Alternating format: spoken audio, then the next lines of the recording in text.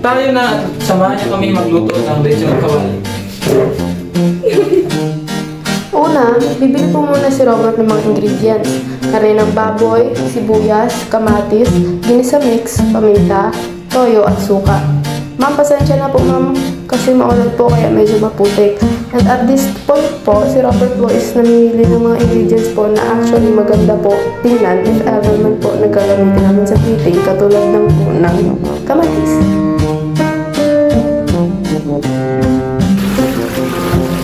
Yan guys. Pabili na tayo guys. Punta na tayo kanila. Tugas natin yan. Ito pare, lagay natin ang tubig.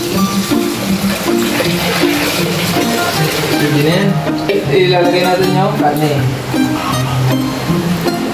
Tapos, ito. Bawang pare. Pagkatapos ng bawang ay paminta. At last ay asin. Sote. Kalimutan po pala natin, hindi sa mix. Baka naman, hindi tayo sponsor, pero...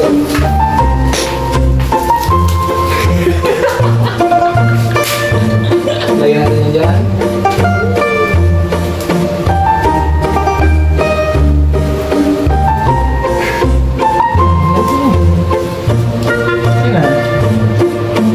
Tapos, isalang po natin.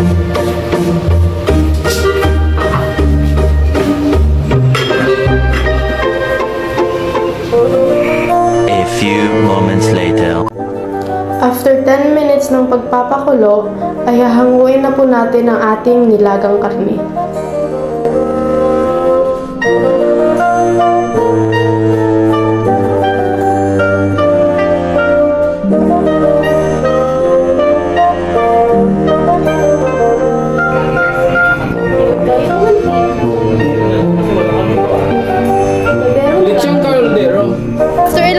Ay magpapainit na tayo ng mantika at isalang na ang pinakuloang karne. Hi, mama ko po si Michelle Arguello.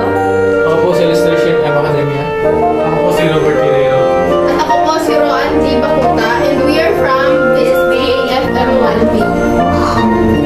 Lechon kawali originated from the Philippines where pork is staple protein in many dishes. It's reflect Filipino culinary ingenuity as it allows people to enjoy the crispy, savory goodness of lechon without the need for a larger roasting setup. The dish is often served with lechon sauce, which is a liver-based sauce, or vinegar with garlic and chilies, enhancing its rich, crispy texture.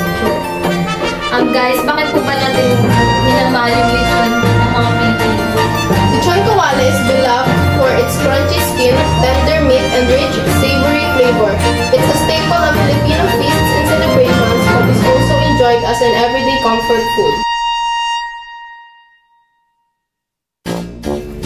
Kapag golden brown ang karne, ay hanguin na natin ito at hiwain. And then, proceed sa plating.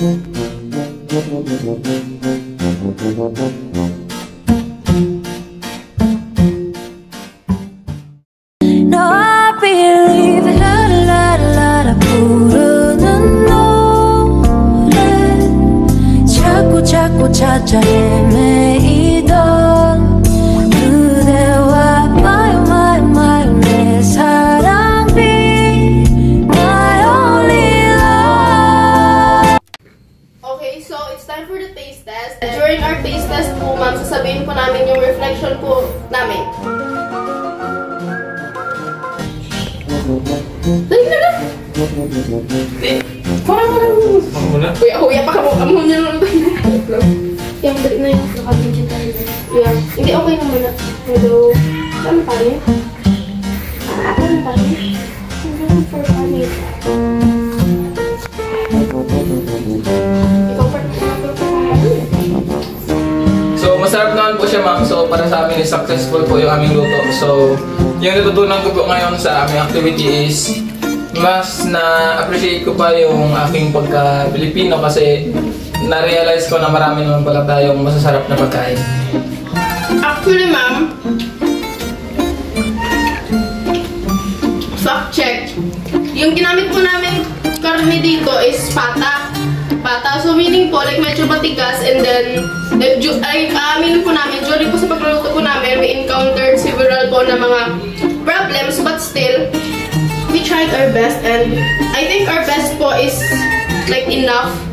Kasi nga po, masarap naman po siya. Para naman po sa akin, ano po,